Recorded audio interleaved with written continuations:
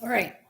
Music Theory 2. We're trying this again. I don't know why they shut me down last time. I really didn't say anything or do anything that was copyrighted, but let's try it again. Okay, so far we've been working on identifying major key signatures. We see them and then we identify what major key that key signature represents. So we're going to flip it around this time. Instead of seeing it and identifying it, we're going to work on building them. So if I say build the key signature for B flat major, you will be able to build that in both treble and bass clef. So we'll start with treble, but we are going to start incorporating more bass clef because I know we haven't been doing that, but we really should be. If you have staff paper, you can take that out. If you don't, it's no big deal. But if you have it, you can take it out. Take out something to write with, preferably a pencil. If you have, for this, it's not a big deal if you don't have a keyboard, but it's always beneficial in some way to have one out as reference. So if I'm going to be using a piano on my phone because where I'm sitting right now, I don't have one. The piano is an app, a pretty good app on your phone. So I'm going to be showing you guys stuff on this if I need to. And,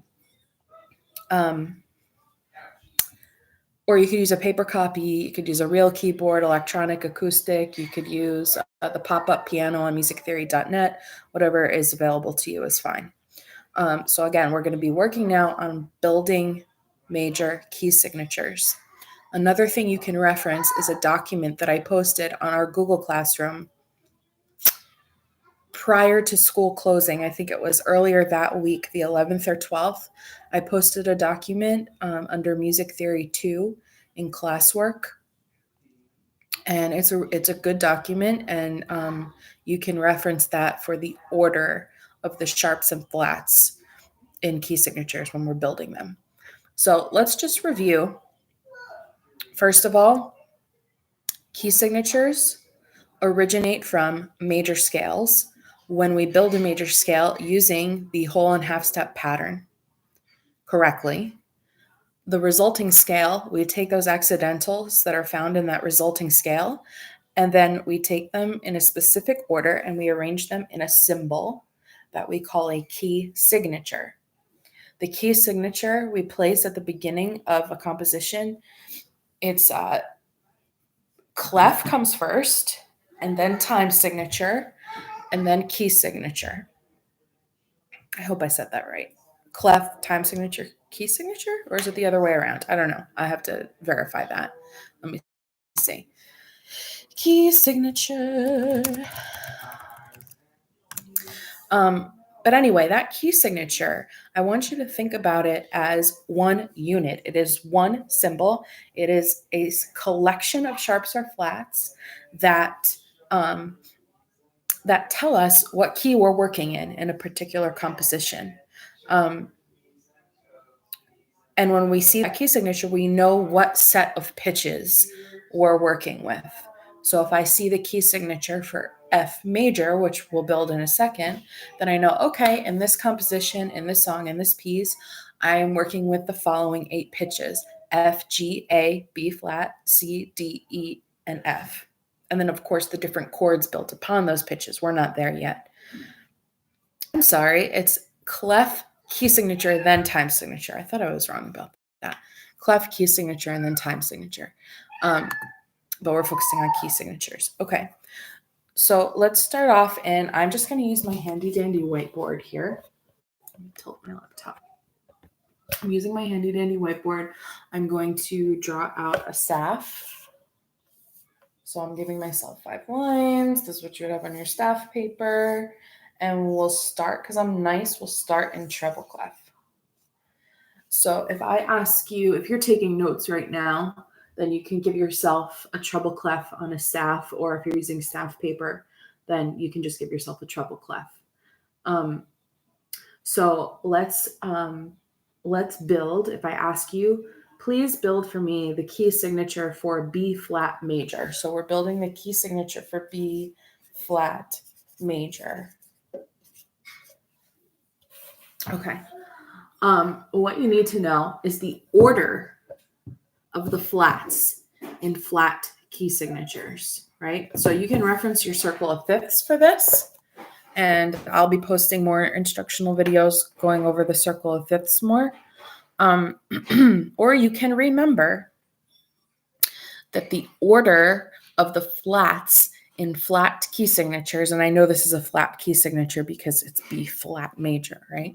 So the order of flats in flat key signatures, remember the little sayings we went over, the, what do you call them? Mnemonic devices.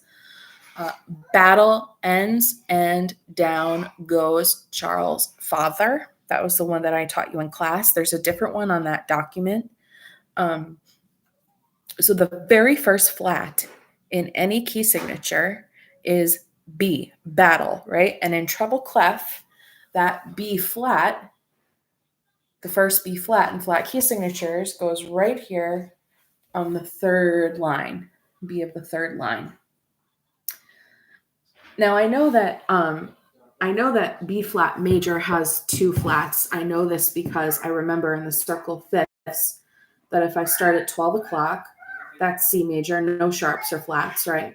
Now I'm going to do this from your perspective. I hope I can do this from your perspective. We're going counterclockwise, right? So counterclockwise for you would be this way, right? So if I go to 11 p.m., then I add one flat, which would be what I have here. The B flat is the first flat, right? So at 11 o'clock on the circle of fifths, remember, when I'm going in the flat direction, when I'm going counterclockwise, I'm going to the flat side and I'm going down a fifth from C on the keyboard. So if I go down a fifth from C, again, if you take your piano and you find C on there, and you go down, here's C, right? And we're going down a fifth from C, I land on F. So at 11 p.m. on the circle of fifths is one flat, B flat. So F major, the key of F major has one flat, B flat. But I'm looking for the key of B flat major, which will be at my next tick this way, counterclockwise on the circle of fifths. So now I need to go down a fifth. Oops, notification. Oh, now I'm live on your channel. Yes, I know. So we go to F. I know it's hard to see this. F, and I go down a perfect fifth from F. I'm going to land on B flat. Okay, so that means that B flat is my next tick counterclockwise on the circle of fifths, and that means I'm going to add a second flat. The order of the flats are battle ends and down goes Charles' father. Battle ends, B flat, E flat. The E flat, the second E flat in treble clef for flat key signatures is going to be right here on the fourth space, the E on the fourth space. So what you see here, B flat on the third line and E flat on the fourth space, that is the key signature for B flat major in treble clef. Okay. Now, how would we do this in bass clef? Well, it's going to be the same two flats. It's still going to be B flat and E flat, but in bass clef, B and E are on different lines and spaces. So it's going to look a little bit different. It's still going to be a B flat and an E flat because those are the two flats that represent B flat major. But now we're going to do this on the bass clef. So if you're taking notes, if you have staff paper, or if you're just using regular paper, give yourself a bass clef, give yourself a 5-line and 4-space staff. And then we already know the key signature for B flat major is B flat and E flat. Now we just need to know where they go on the bass clef. In bass clef, for flat key signatures, the first flat, the B flat, goes on the second line. So here's where our first flat goes in bass clef. And then we're always going to start on the B flat and go up to the E flat. So the E flat in bass clef will go on the third space. So the key signature for B flat major in bass clef is here. B flat on the second line, E flat on the third space. Battle ends. Let's do a sharp one. A sharp key signature, I mean. We'll go back to treble clef. We'll do a sharp key signature. New staff. Treble clef. Okay. If any of you were here with me right now, I would have you suggest what key we could build the key signature for. But I will choose D. D major. D major is a sharp key signature. We know this because of the circle of fifths. Again, look at your circle of fifths, memorize it, learn it.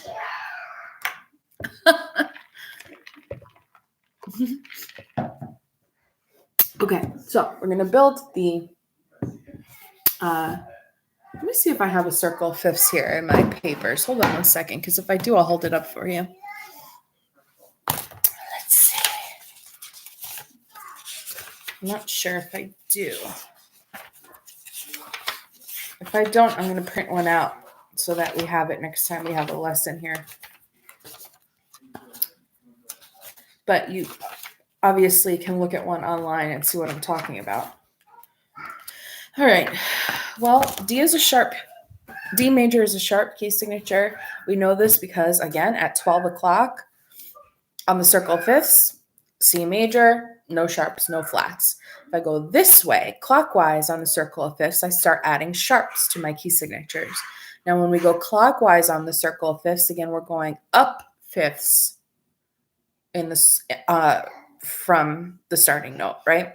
So C major has no sharps and no flats. If I go up a fifth from C, if you look at your keyboard,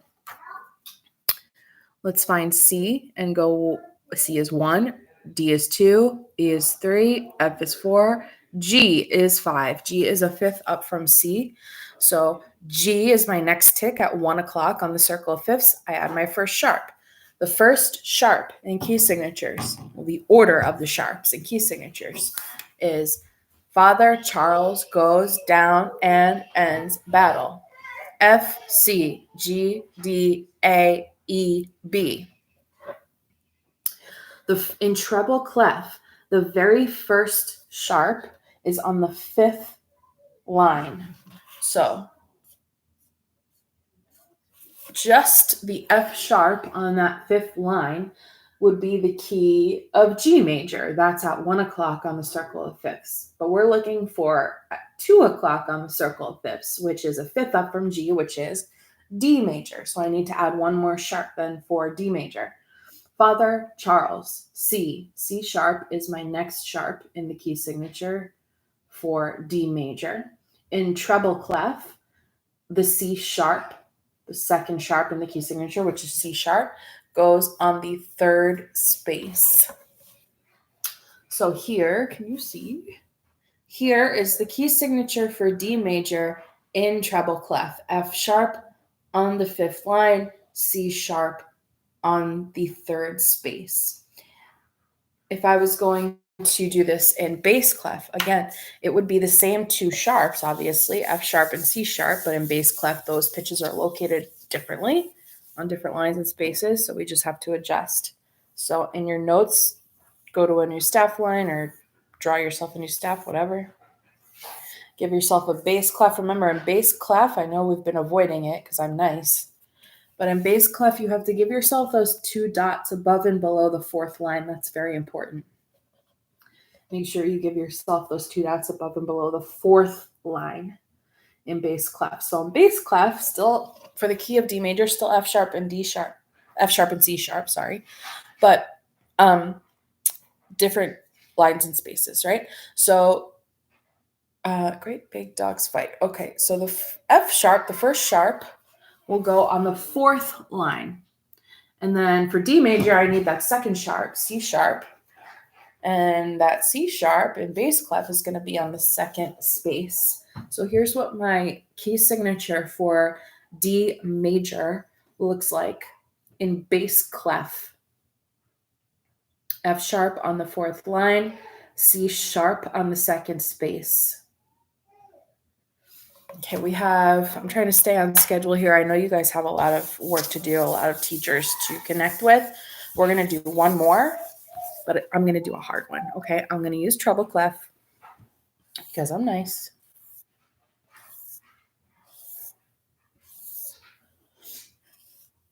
But let's do one with a lot of accidentals. Let's do. Oh, also, remember the little tips or tricks to identifying key signatures? Remember that for flat key signatures, you look at the second to last flat, and that will give you the name of the major key that key signature represents. For sharp key signatures, you look at the last sharp and you go up 1/2 step, and that will give you the name of the major key that key signature represents. Let's do a sharp one, and let's do E major in treble clef. So we're going to do E major in treble clef. And I'm thinking of my circle of fifths right now, and I'm thinking of C at 12 o'clock. And now I know for sharps, E major is a sharp key signature, right? I know this because when I look at my circle of fifths, I look at the clockwise side, and C major has no sharps and no flats. I go to 1 o'clock, that's G major, that's 1 sharp. I go to 2 o'clock, that's D major, that's 2 sharps. I go up to 3 o'clock, that's what's a fifth up from D. D, E, F, G, A. That's A major. A major is 3 sharps. If I go to 4 o'clock, what's a fifth up from E? E, F. Wait, I'm getting lost in my own brain. C major, no sharps and flats. G major, 1 sharp. D major, 2 sharps. A major, 3 sharps. Now fifth up from A, B, C, D, E. E major, 4 sharps. Okay, now let's remember the order of the sharps. Father Charles goes down and ends battle. So if I'm going to do the first 4 sharps, it's going to be Father Charles goes down. F, C, G, and D. Those will be my 4 sharps in the key of E major.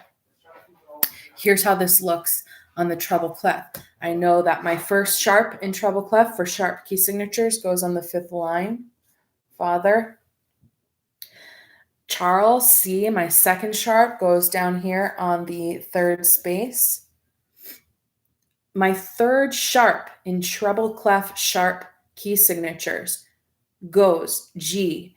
We put that on the G that exists right above the 5th line.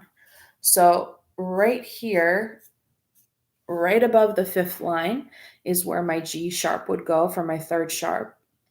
And then Father Charles goes down. The D sharp, the 4th sharp in sharp key signatures in treble clef, is going to go on the D on the 4th line. Now, remember, we count the sharps and flats from the starting. This is 1, down to 2, up to 3, down to 4. And if we kept going, we would go up, down, talking about the order, right? 1, 2, 1, first sharp, second sharp, third sharp, 4th sharp. It's starting and then down, up, down, up, down. Okay, so this is the key signature in treble clef for E major, F sharp on the 5th line, C sharp on the 3rd space, G sharp on the G that rests right above the 5th line, and then D sharp on the 4th line. So here is E major key signature in treble clef. What I recommend you do now is see if you can build the key signature for E major in the bass clef. So see if you can do that. And what I'm going to do is later today, I'm going to post an assignment for you for today that will be due tomorrow, where you're